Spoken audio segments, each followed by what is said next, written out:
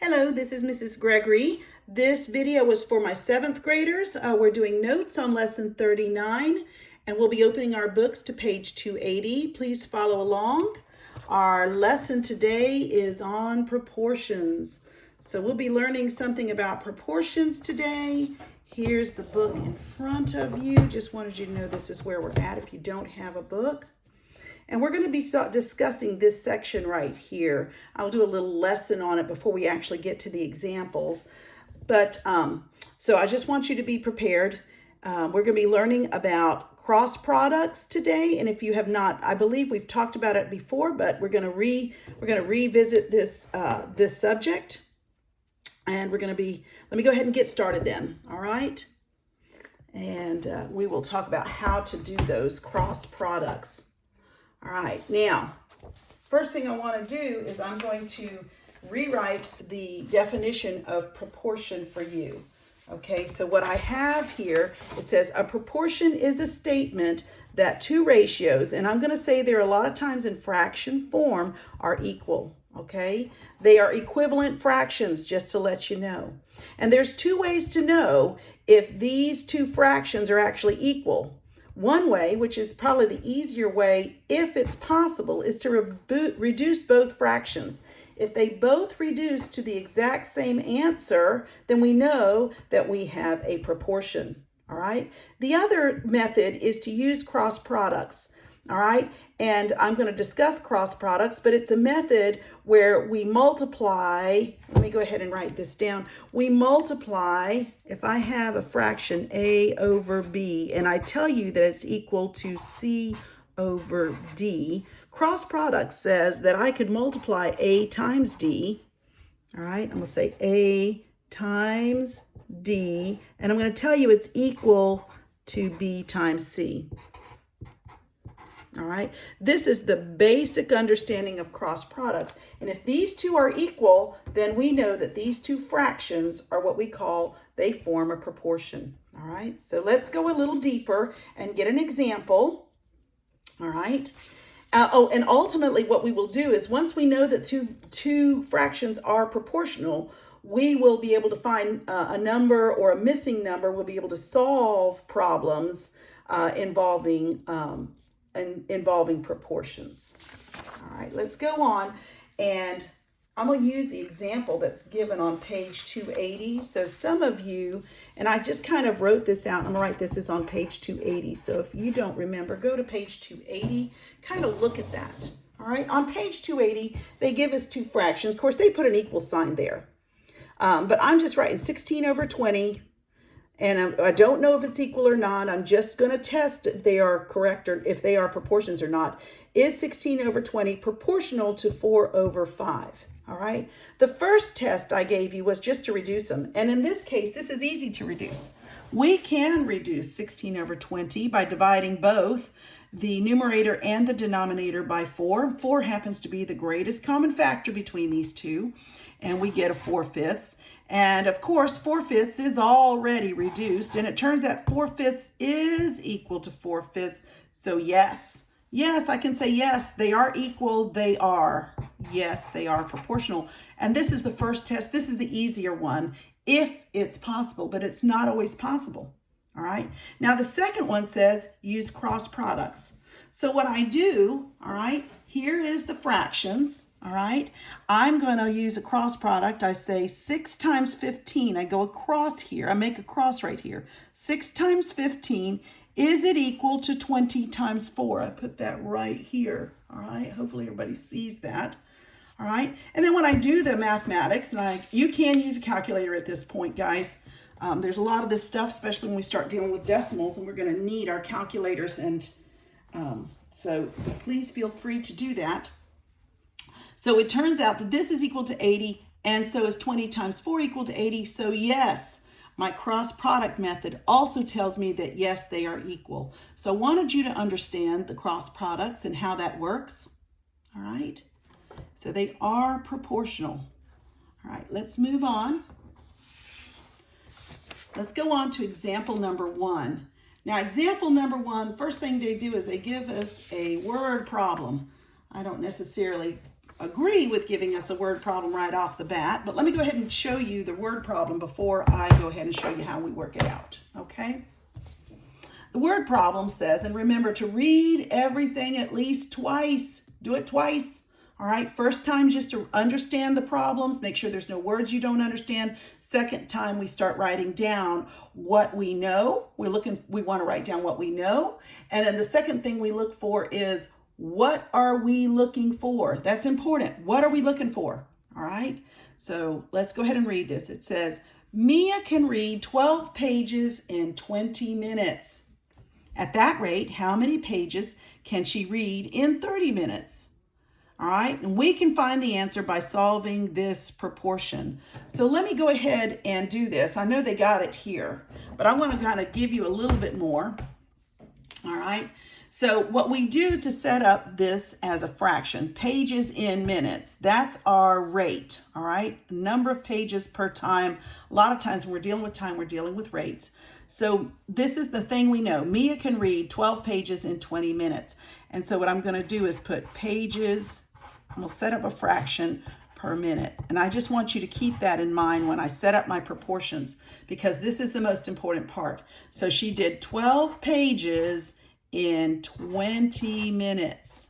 All right, 12 pages in 20, let me put pages in 20 minutes. All right. Then we say, how many, if she stays in the same rate, she uses the same rate, how many pages can be read in 30 minutes? So I'm going to set up a fraction. Notice that 30 is in minutes. I want minutes in the denominator. 30 minutes. I'm going to put minutes.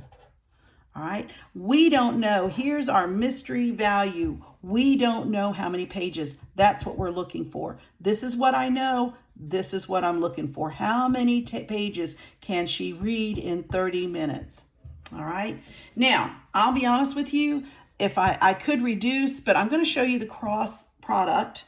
And I think the best thing to do is use cross products. So the first cross product would be, let me get a different color so we can kind of see. Let's go with the blue. All right.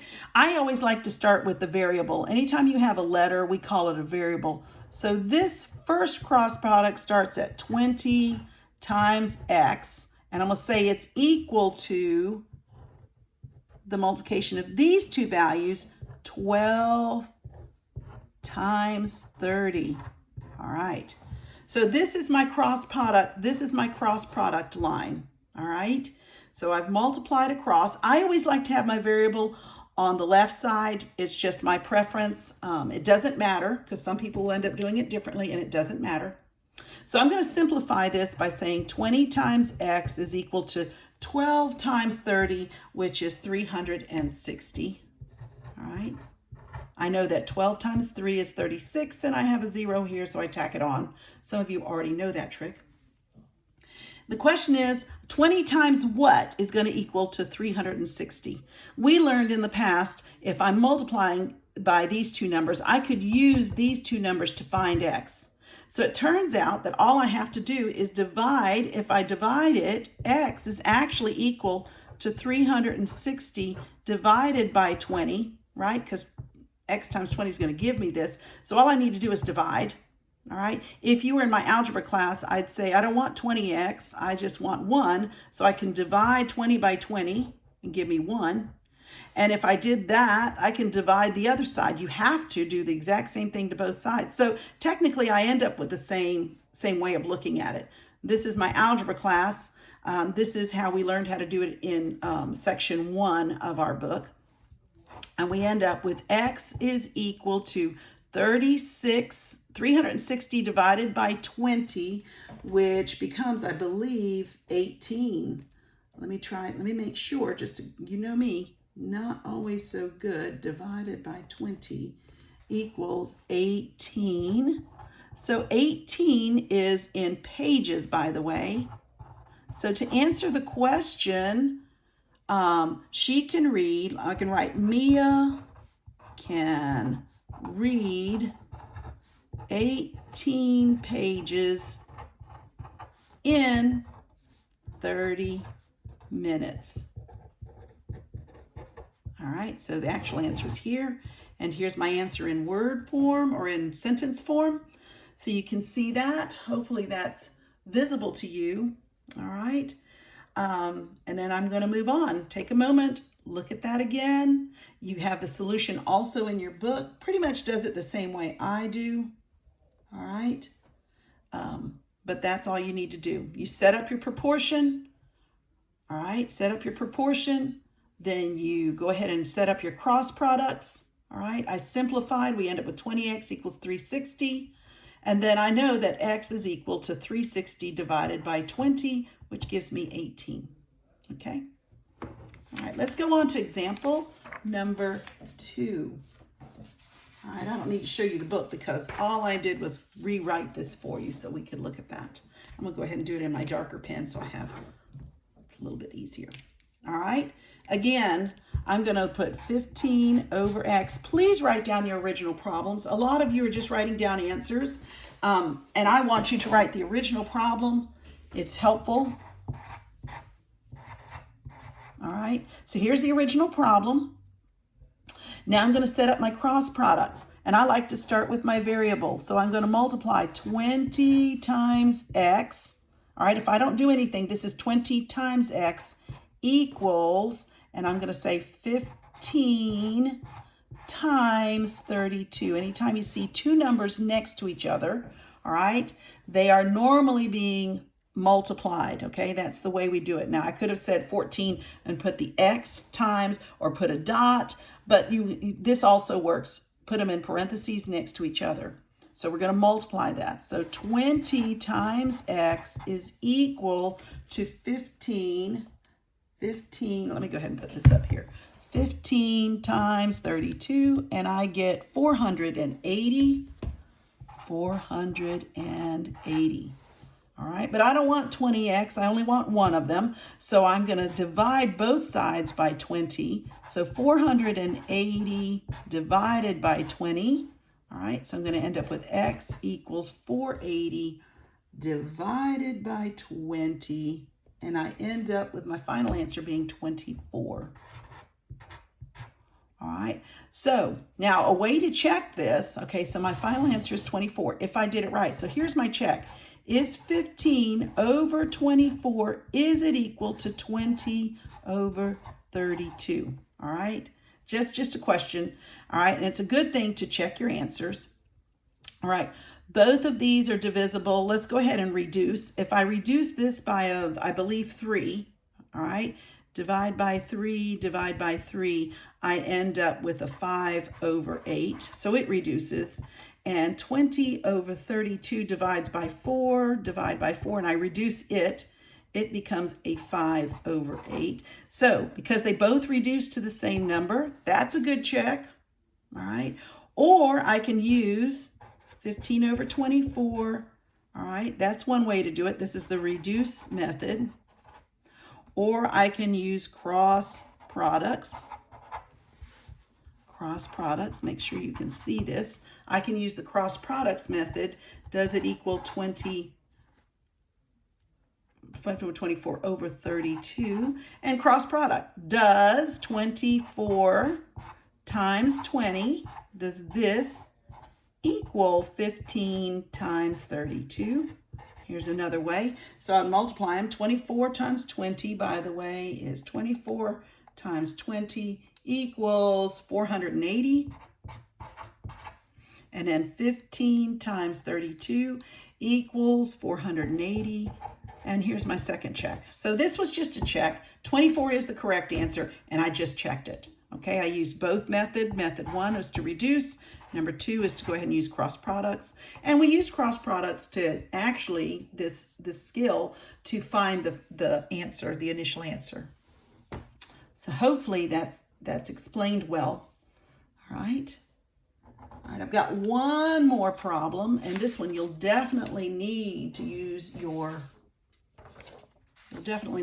calculator because we've got a decimal number, but it works the exact same thing, okay? We've got two fractions. They tell us it's proportional when they put an equal sign there. So they're telling us that this fraction and this fraction are equivalent, all right?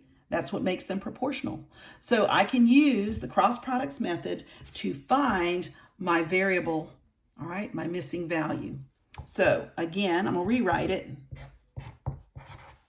Is it equal to 6.4? We know that. So I set up my cross products. I always like to start with my variable. So 4 times x is equal to 6 times 1.2. All right. This is my cross products line. Go ahead and multiply 6 times 1.2. I believe it's 7.2. 6 times 12 is 72, but we got a decimal in there, so it ends up being 7.2. All right.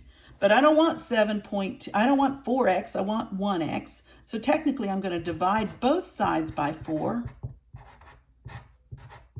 All right. We'll end up with x equals, and I will use my calculator, 7.2 divided by 4 is 1.8. Okay. There's my final answer for example number 3. All right.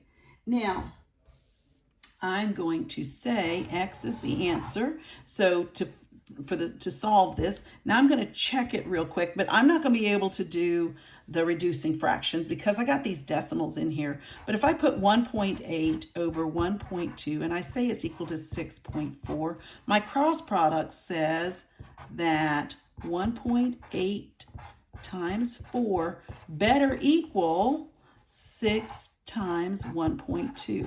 And when I do that, 1.8 times 4, I end up with 7.2.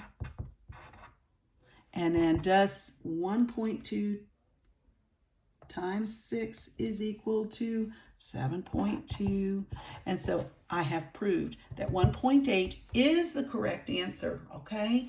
Hopefully this makes sense. You have 6 problems, A through F, on page 282. I need you to complete that before you watch the next video that I have for the practice set. Please show all your work. Please turn in your notes and your practice set with your reteach sheet, which I'm using as a quiz. All right, so please do your very best work. Show me your work. All right, you guys have a great day.